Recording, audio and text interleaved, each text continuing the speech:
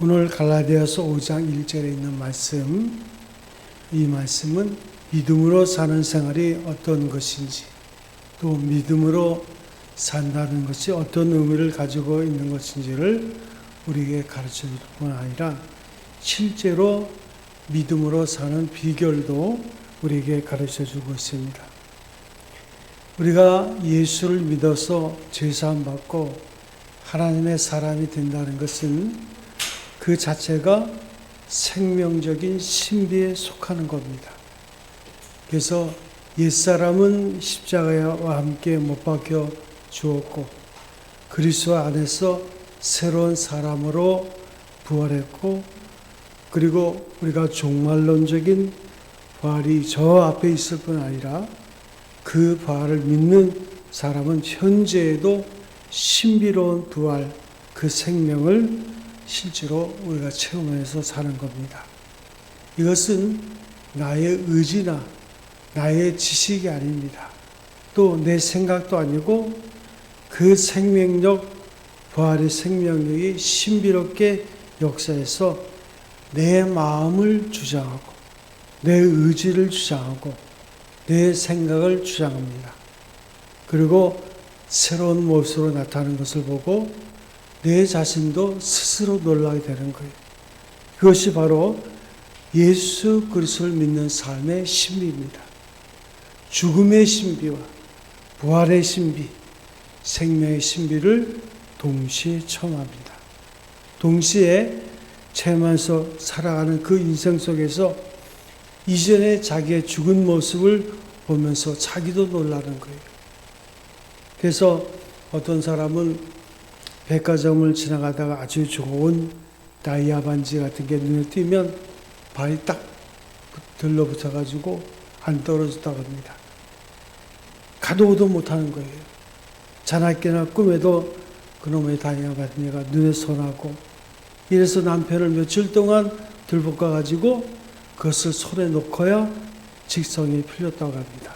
그런데 어느 날부턴가 예수 믿고 새 사람 되어 보니까 안목부터 달라진다는 거예요. 이제는 그런 거 보면 아이고 저거 뭐 먹을 것도 아니고 또 볼만한 것도 아니고 그냥 뭐 돌멩이인데 뭐 전혀 그것에 관심이 없어지는 거예요.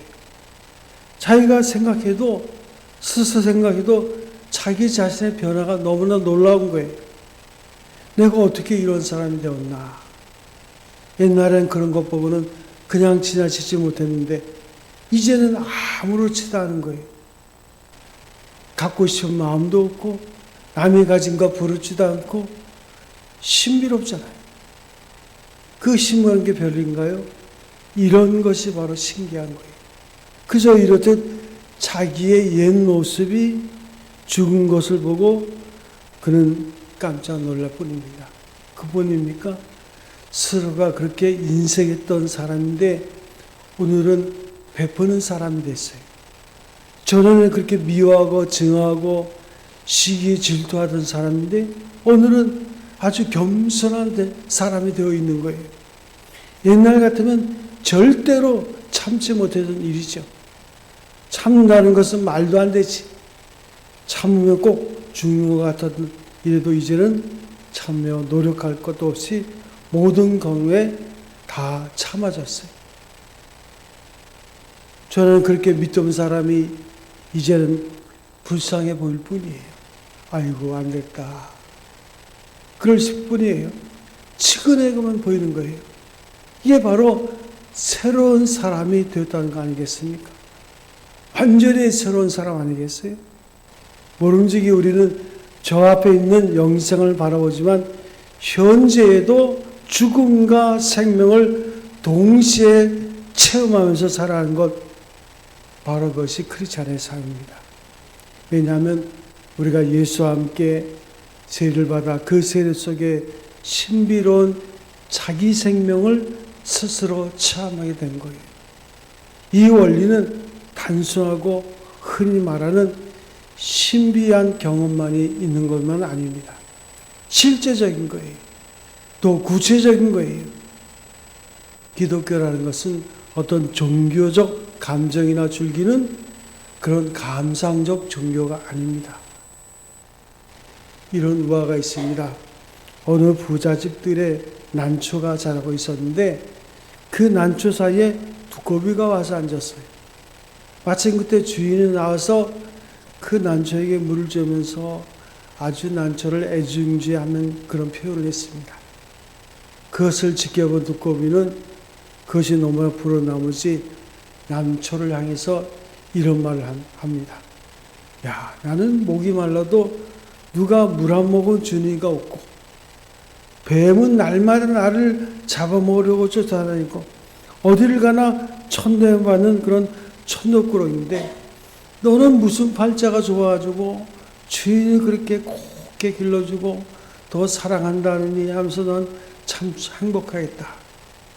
이런 말을 들은 난초가 말을 하기를 그건 너 잘 몰라서 하는 말이야. 나는 발이 없으니 목이 타도 주인이 물을 줄 때까지 기다려야 되고 누가 와서 나를 뜯어먹어도 도망가지를 못하고 꼼짝없이 당해야 되는데 너는 발이 있잖아. 그래서 너 자유롭게 목이 마르면 가서 물도 마시고 도망가고 싶을 때 도망도 갈 수 있지 않냐. 이 말을 들어보니까 두꺼비가 비로소 자기는 난초가 갖고 있지 않은 그런 자유가 있다는 것을 깨달았어요. 우아에 지나지 않은 말이지만 그 가운데 교훈을 주고 있는 것은 사실입니다. 죄가 자유를 억압합니다. 하나님의 자녀들 가운데서도 예수 그리스도가 주신 자유가 분명히 있는데도 마치 자유를 얻지 못한 사람처럼 살고 있는 모습을 우리가 자주 보는 거예요. 예수 그리스도는 죄의 멍에로부터 우리를 자유케 하셨습니다. 그가 십자가 죽으심으로 우리의 모든 죄가 성량되고 죄의 손에서 우리를 해방시켰어요. 이제 우리는 더 이상 죄의 종이 아닙니다. 예수님을 구주로 영접하고 그분을 마음에 오신 사람은 더 이상 죄가 부리는 악력에 우리가 놀아나지 않아요. 죽음 앞에서도 공포를 느끼지 않습니다. 그래서 우리는 죽음의 장례식에도 보아라 즐거운 우리 집 천국의 찬송을 부르잖아요. 왜냐하면 우리는 자유인이기 때문에 예수님께서 우리에게 자유를 주셨어요. 요한복음 8장 36절에 주님이 선포하십니다. 그러므로 아들이 너희를 자유케 하면 너희가 참으로 자유하리라. 이 말씀대로 오늘 우리는 그리스도 안에서 자유를 얻은 몸이 된 거예요. 예수님이 주신 이 영적 자유는 우리 스스로가 독립을 하는 것을 의미하지 않습니다. 다만 주인이 바뀐 것을 의미해요. 이전에는 죄가 주인이었을 때 우리는 죄의 종이었습니다. 말 한마디를 해도 그렇게 까탈스럽게 하고 남의 마음이 상하는 것 전혀 배려하지 않아요. 어찌 보면 그걸 즐기기도 하고 그러면서 나중에는 후회하죠.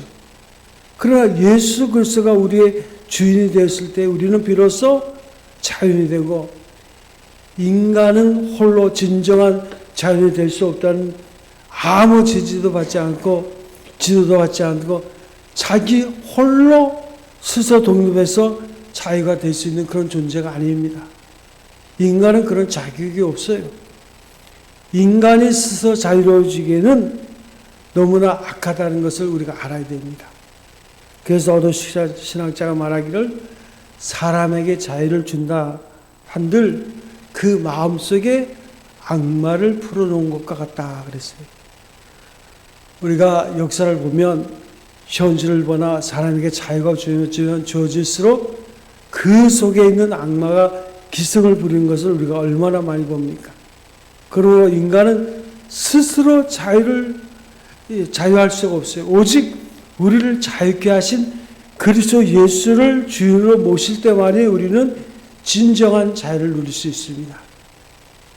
오늘 우리가 읽은 본문에 보면 그리스도께서 우리로 자유케 하려고 자유를 주셨으니 그러므로 굳세게 서서 다시는 종의 멍에를 매지 말라. 그러나 불행하게도 주님이 자유를 주셨음에도 불구하고 아직도 죄의 종된 삶을 사는, 그리고 허덕이는 그 같은 크리스찬들이 있는 것을 봅니다. 그들은 심령의 자유를 얻지 못하고 항상 무언가 눌려 사는 것 같은 그런 모습을 우리가 보는 거예요. 죄책감일까? 아니면 어떤 불안일까? 아니면 어떤 이유 없이 오는 공포일까? 아니면 누구로부터 들은 이상한 말일까? 그 말 한마디에 끌려다니는 것이 아닐까? 우리는 예수 그리스도의 자유함을 누리고 자유롭게 있는 삶에도 불구하고 그 마음에 준열어 있고 영적으로 해방이 안 되고 있어요. 그런 분들을 많이 봅니다. 한국교회에 이런 사람들이 너무나 많아요. 아마도 옛날에 무속신앙이라는 것에 젖어 있던 그런 전통적인 흐름이 있어서 그런지 모르지만 예수를 믿고도 자유함을 얻지 못할 뿐 아니라 하나님의 자녀답게 살지 못하고 무언가 늘 끌려다니는 그런 인생, 그리고 억눌리고 어떤 면에선 고문을 당한 것 같은 심령을 가진 자들이 너무나 많이 있어요. 이게 1990년대에 유행했던 책 가운데 가게에 흐르는 저주를 끊어야 된다, 그 책이 한창 유행된 적이 있어요.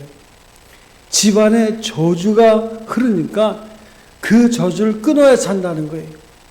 그래서 우리가 이유 없는 고통을 당하느냐, 거기에는 분명히 저주가 있을 것이다, 이런 이야기입니다. 그래서 조상의 죄로 인해서 저주가 대물림되고 있다는 거예요. 그래서 예수를 잘 믿는 집안의 할아버지가 심장병으로 세상을 떠났는데 그 아들도 심장병으로 고생을 하고 그 다음에 손자까지도 심장에 계속 애를 먹는다고. 그것은 그 집안에 대대로 저주의 대물림이 있기 때문에 그렇다는 거예요. 왜 어떤 가정에는 이해할 수 없는 그런 우환이 끊이지 않을까? 왜 계속되고 있는가? 분명히 그 가정에는 무슨 저주가 지금 떠나지 않고 머물러 있다는 거예요. 그래서 집안의 악한 영들이 자리를 잡고 있어 저주를 하기 때문에 이런저런 불행이 생긴다는 겁니다. 그러면 어떻게 해야 되냐?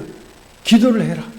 특별히 하나님께 근식 기도하고 매달려서 저주를 끊어야 된다는 거예요. 아니면 능력 있는 목사를 찾아가서 기도를 받아야 된다는 거예요. 여러분, 이런 소리 들으면 어떻게 느끼십니까? 마치 굿을 해야 해군을 물리칠 수 있다는 그 점쟁이 소리 듣는 것 같지 않습니까? 그런데 이상하게도 사람들이 이런 말에 약해요. 며칠 전에 뉴스를 보니까 한 과거 천주교 신이었던 A씨가 지난 2014년부터 2022년까지 약 10년간 사적 기도 모임을 통해 만난 피해자 14명으로부터 공개된 것만 해도 16억 7,200만 원 상당을 편취한 혐의로 재판에 넘겨졌어요. 그 조사 결과 A씨는 가계의 치유, 다시 말해서 조상들의 죄가 후손에게 대물림되고 이를 용서받기 위해 바치는 기도와 예물, 또 속죄 기도, 특별한 은사를 받아 사적인 기도를 통해서 개인의 죄를 용서받는다는 기도를 해준 뒤에 돈을 받는 방법으로 그 범행을 저지른 것이 드러났습니다. A씨가 해준 기도만 1만 113회에 달했다 그랬어요. 여러분, 정신 바짝 차려야 됩니다. 여러분, 기독교가 이런 정도의 약한 종교입니까? 예수님께서 우리를 자유케 하셨다는 것이 고백해야 대물림하는 집안에 저주 하나 쫓아내지 못하는 그런 정도의 자유일까요? 조상이 무슨 죄를 범했든지 간에, 심지어 과거에 내가 어떤 죄를 범했고 어떻게 살았던지라도 일단 예수 믿고 십자가를 붙으면 그 모든 과거로부터 자유케 하신 능력을 가진 복음이라는 것을 우리는 믿어야 됩니다.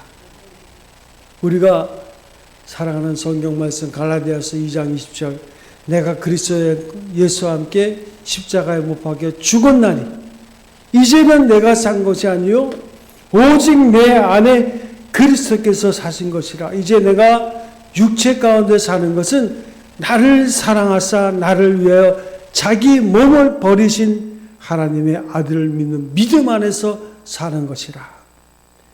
과거에 예수를 모르고 살았던 내가 예수님의 십자가에 죽으실 때 나는 완전히 죽은 거예요. 십자가에서 나의 죄는 장사 지낸 바 됐습니다. 이제는 내가 사는 것이 아니에요. 내 안에 그리스도의 영, 주의 성령께서 거하시고, 여러분 내 안에 계신 그리스도의 영, 주의 성령께서 아직도 저주 때문에 법을 떠는 그런 분이십니까? 저주는 우리를 떠났어요. 그리스도 예수가 나무에 달리셔서 저주를 받으신 것은 우리가 받아야 될 저주였어요. 그 저주는 이미 끝났습니다.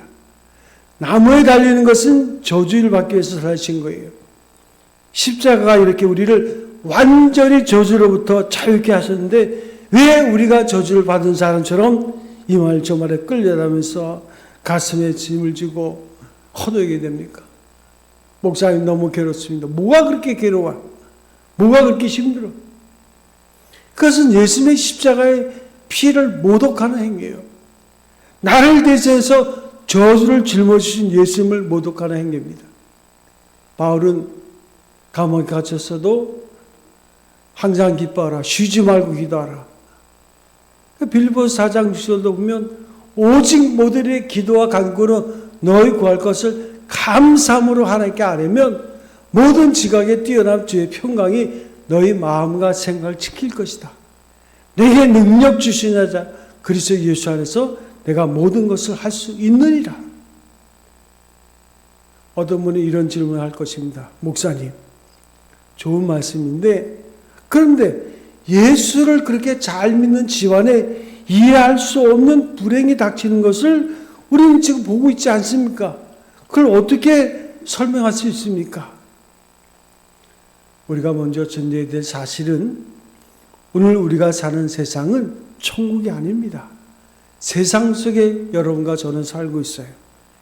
세상 속에 들어가서 안 믿는 사람들과 섞여 살면서 많은 악한 영들이 활동하는 그 무대 속에서 우리는 하루하루 살아가는 거예요. 세상은 죄악의 소굴입니다. 악령이 활동하는 무대예요. 자연의 위협이 도사리고 있는 현장입니다. 부패한 육신을 가진 인간들의 거처예요. 이것이 세상이에요. 그러므로 주님이 우리에게 말씀하셨어요. 너희가 세상에서는 환난을 당하나 담대하라. 내가 세상을 이겼노라. 아니 예수께서 말씀하시기를 환난을 당한다 그랬어요. 환난 당하지 않는다 그런 말씀하지 않았습니다. 우리가 세상에 살면서 환난도 당한다는 거예요. 그러므로 담대하라. 빌립보서 1장 29절에 보면 그리스도를 위하여 너에게 은혜를 주신 것은 다만 그를 믿을 뿐 아니라 또한 그를 위하여 고난도 받게 하려 하심이라. 아무 일도 없는데 예수께서 담대하라고 하셨습니까? 예수 믿으면 무조건 복 받고 예수 믿으면 아무 어려운 재난이 우리 가정에 오지 않는다. 그렇다면 무엇 때문에 예수님이 담대하라 그렇게 그랬을까요?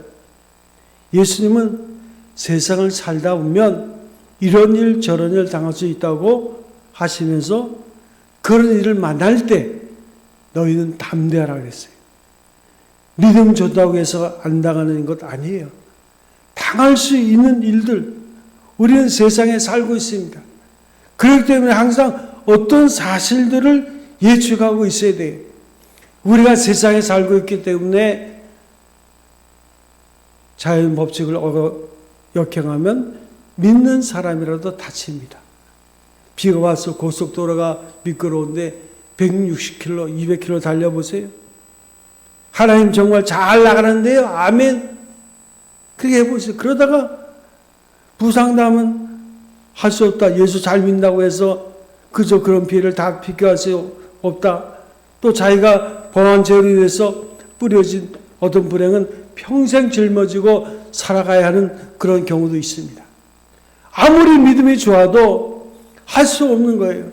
예수 믿기 전에 깡패 노릇을 했어요. 그래서 칼에 찔려가지고 다리를 절게 되었다가 해보세요. 그런데 예수 믿고 중생과 거듭나면 그 다리가 고쳐집니까? 하나님이 다리를 고쳐주십니까? 그 사람은 평생 절고 다니는 거예요. 그러나 여러분, 우리가 한 가지 아는 것은 속도 위반을 해서 사고를 내도 그것은 사고이지 저주가 아니에요. 하나님의 자녀에게는 저주가 아닙니다. 깡패짓을 하다가 다리가 절개되어서 예수 믿고 난 다음에도 여전히 다리는 절개됩니다. 그러나 그것은 저주가 아니라 오히려 절고 있는 다리를 볼 때마다 하나님께 그 은혜를 감사하는 거예요. 나 같은 것을 구원해 주신 하나님, 그 은혜를 감사하는 감사의 간증거리가 되면서 결코 저주는 아닙니다. 사단에게 공격을 받아서 저주받아서 사는 것도 하나님은 무엇이라고 말씀합니까? 어떤 일을 만나도 기뻐하고 감사하라. 하늘에서 너의 상이 크니라. 그것은 저주가 아니라 핍박입니다. 그래서 신명기 28장 9에 가서 보면 내가 만일 내 하나님 여호와의 말씀을 순종치 아니하면 내가 오늘날 내게 명하는 그 모든 명령과 규례를 지켜 행하지 아니하면 이 모든 저주가 내게 임하고 내게 미칠 것이라. 이 모든 저주가 내게 임할 것이라 구약에 말했어요. 불순종은 저주를 끌어들이는 무서운 행동이 되는 거예요. 그러나 여러분, 예수 믿고 새로운 피조물이 된 우리에게 너희들은 내 말대로 순종치 않으면 저주가 임할지어다 하는 말씀은 신약 성경에 없습니다. 신약에서 하나님의 자녀들이 말씀대로 살지 못할 때 하나님이 저주한다, 그런 말은 없어요. 왜 무엇 때문에 자기 자식을 저주하겠습니까? 그리스도 안에 있는 자에게는 말씀을 순종하지 아니할 때 징계는 있습니다. 그것은 저주가 아닙니다. 징계는 무슨 말이에요? 회개하면, 마음을 돌이키면, 죄를 고백하면 하나님께 용서하신다는 거예요. 그럼에도 불구하고 어떤 목회자들은 저주한다고 해서 구약성경을 막 인용하면서 교인들하고 숨을 못 쉬게 협박하는 것을 가끔 보는 거예요. 그래서 그건 하나님의 말씀이 아닙니다. 그것은 안 좋게 말하면 조금 공갈기가 있는 거예요. 신구약 성경을 제대로 알지 못하는 거예요. 구약 성경도 구약 자체로 보는 게 아니에요. 그리스도 예수로 말미암아 구약 성경을 봐야 돼요. 그래서 그 성도들은 지도자를 잘 만나야 돼요. 여러분 어떻게 알겠어요? 여러분들이 뭐 신학을 전공한 것도 아니고 구약과 신약의 차이를 어떻게 알겠어요? 구약의 말씀이 신학에 의해서 어떻게 조명되고 해석되어져야 하는지 여러분이 몰라요. 그래서 교회는 지도자가 필요하고 전문가가 필요한 거예요. 구약의 그 저주설 말씀이 그리스도 예수의 십자가에서 끝났어요. 우리가 세상을 살다가 하나님 앞에서 불순종할 자가 있습니다. 그럴 때마다 회개하면 그를 용서하고 끝까지 회개하지 않고 버티면 하나님이 징계하신다고 했습니다. 또 하나 우리가 세상에 살다가 보면 정말로 이해할 수 없는 일이 예수 믿는 사람들에게 일어납니다. 저렇게 믿은 좋은 집안이 어떻게 저런 일이 일어날 수 있을까? 누구나 다 교회를 까떡하고 이상하게 여길 정도의 일이 그 집안에 일어날 수도 있어요. 욥의 가정을 보세요. 유대인들은 욥기를 읽을 때 이해가 안 돼요. 그렇게 신실한 욥의 가정에 저런 재난이 닥쳐온다는 게 말이 되냐? 저렇게 기도 많이 하는 사람에게 어떻게 저런 불행한 일이 일어날 수 있을까? 하나님이 살아계시다면 어떻게 저런 일을 그냥 용납할 수 있을까?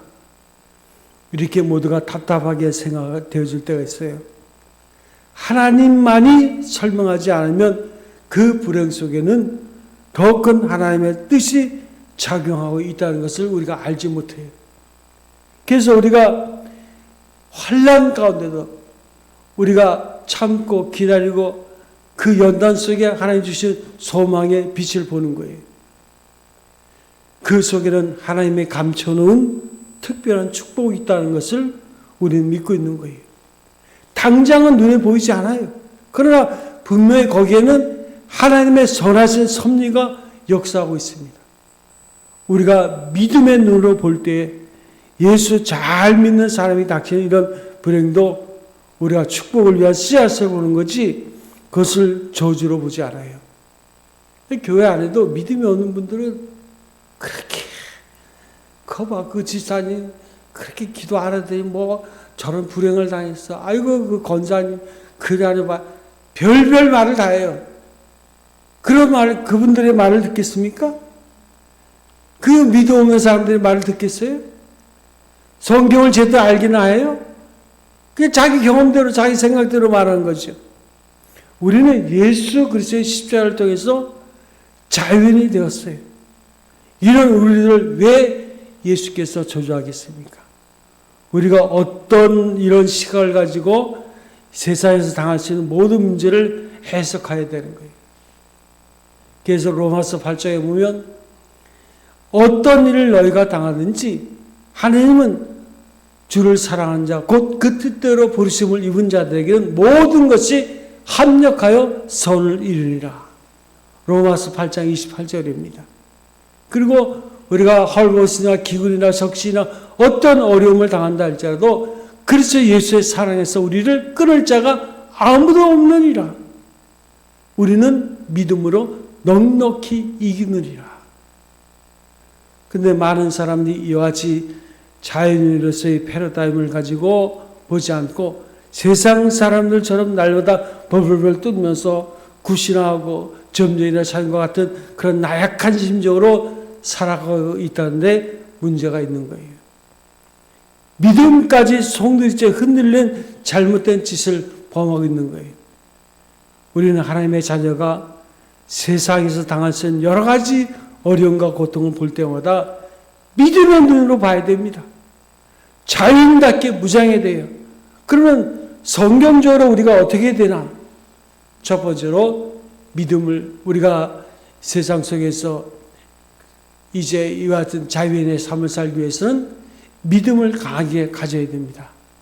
우리가 어떤 일을 당해도 그것은 결코 저주가 아닙니다. 하나님께서 우리를 저주하지 않으신데 누가 우리를 저주하겠어요? 누가 하나님의 사랑에서 우리를 끊겠습니까? 우리가 이 믿음을 가지고 현실을 바라봐야 돼요. 두 번째는 쉬지 말고 기도해야 됩니다. 기도는 시험을 예방할 수 있는 가장 확실한 길이에요. 깨어있어 시험에 들지 않게 기도하라 주님 말씀하십니다.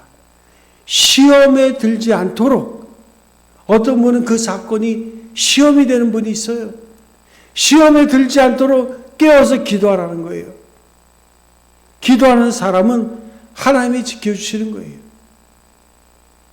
다시 빌보서 4장 6절 오직 모든 일에 기도와 간구로 너희 구할 것을 하나님께 아뢰면 모든 지각에 뛰어난 하나님의 평강이 너희 마음과 생각을 지킬 거라. 빌보서 4장 6절 4장 13절 내게 능력 주신 자 그리스도 예수 안에서 너희가 모든 것을 할 수 있느니라. 그러나 세상에서 기도를 게을리하면 안 당해도 될 어려움을 더 많이 당할 수 있다는 거예요.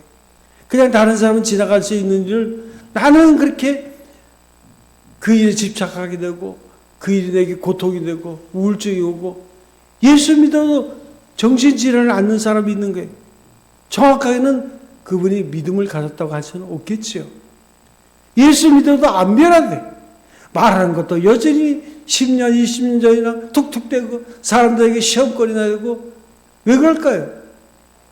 회개하지 않고 돌이키지 않고 내가 그리스도 예수의 십자가 안에서 내 죄가 이미 끝났고 내가 부활의 생명 가운데 새로운 생명으로 거듭났다는 그 신앙의 고백이 아직도 그 자리에 잡지를 못하는 거예요.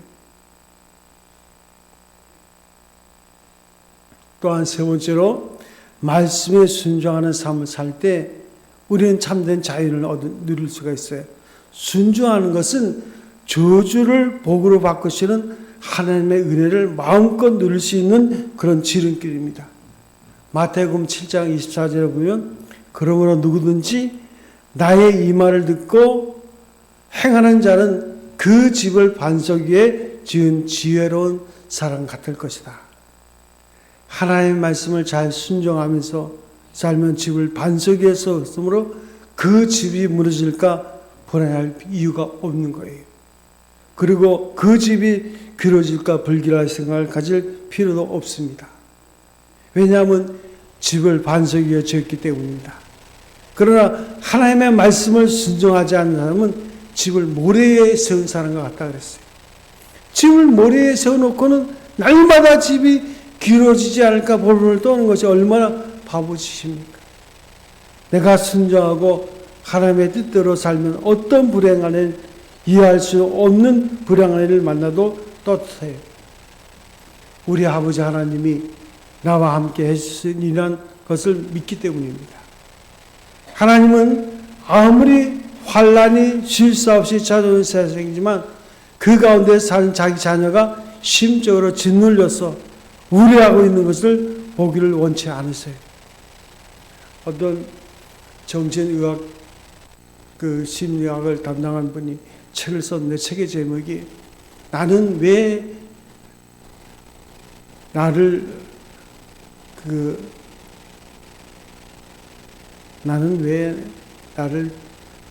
믿지 않을까라는 그런 분이에요.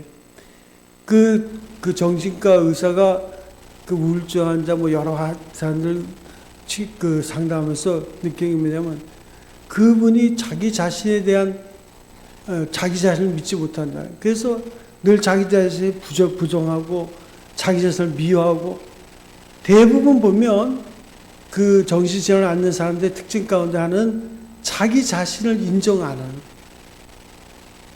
근데 실제로 정신의학자가 생각하기는 사람들의 마음에는 하찮은 것이 있다는 거예요. 아무리 봐도 내가 나를 믿을 수 있는 그런 마음이 없다는 거예요. 그러니까 자기가 자신을 못 믿고 롤모델을 찾고 또 누구를 본받으려고 애를 쓰고 그런다고요. 세상 사람들이 아무리 자기가 자기를 이해하려고 해도 안 돼.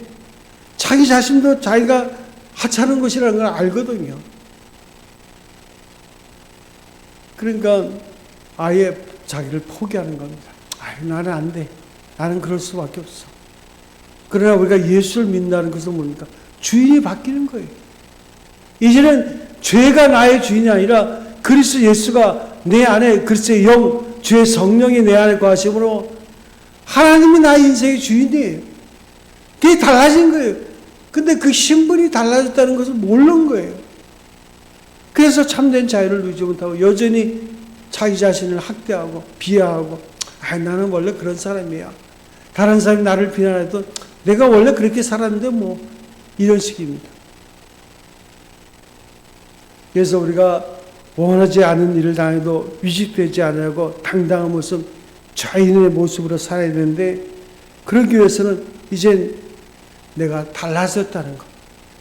하나님의 자녀된 모습을 가지고 되셔야 되는데 다시 말씀드리면 우리에게는 저주가 없습니다. 그리스도 안에서 우리에게는 하나님의 저주가 임하지 않아요. 마귀도 우리를 저주할 수 없어요. 그 싸움에서 졌어요. 율법도 우리를 저주 못합니다. 오직 우리에게는 하나님의 은혜가 있을 뿐이에요. 다른 사람이 나라가 뭐라 그래도 거기에 연연하지 마세요. 그 사람은 몰라서 그러는 거예요. 하나님이 나를 판단하시, 그 사람이 나를 판단합니까? 그래가지고 마음이 상해가지고 힘들어하는 분들이 있어요. 우리에게는 오직 하나님의 사랑이 있을 뿐입니다. 우리에게는 하나님께서 약속하신 영원한 축복이 있을 뿐이에요. 여러분, 어떤 일을 당해도 내가 저주를 받고 있다는 생각을 추움도 용납해서는 안 됩니다. 좋은 일이든 나쁜 일이든 믿음을 가지고 대처하시기 바랍니다. 그것에 하나님의 도우심이 있고 그리고 주의 소망이 우리 가운데 임하는 줄로 믿습니다. 그것에 하나님의 역사가 일어나는 거예요. 이 믿음을 가지고 대처할 때 기적이 일어나는 놀라운 삶이 여러분에게 임할 줄로 믿습니다. 우리가 한 해를 마무리하면서 연초에 우리가 성령 충만을 받아라 했는데 그게 잘 이해가 안 되는 분들이 많으실 거예요. 성령 충만을 받으면 내 삶이 뭐가 변화가 될까? 충만을 받는다는 것은 완전히 거기에 내가 들어간다는 거예요. 그래서 우리가 완전히 하나님이 나를 주도하는 자의 삶을 살면 여러분 지난 1년 동안에 얼마나 많은 일들이 일어났습니까? 그 일이 아무 상관이 없어요. 다만 우리는 하나님이 여전히 나를 사랑하시고 그리고 소망 가운데 우리를 주셨다는 그 믿음 가운데 살 때 오늘 여러분의 인생을 통해서 기적을 일으키는 놀라운 역사가 함께 하시기를 주님의 이름으로 축원드립니다. 기도하겠습니다.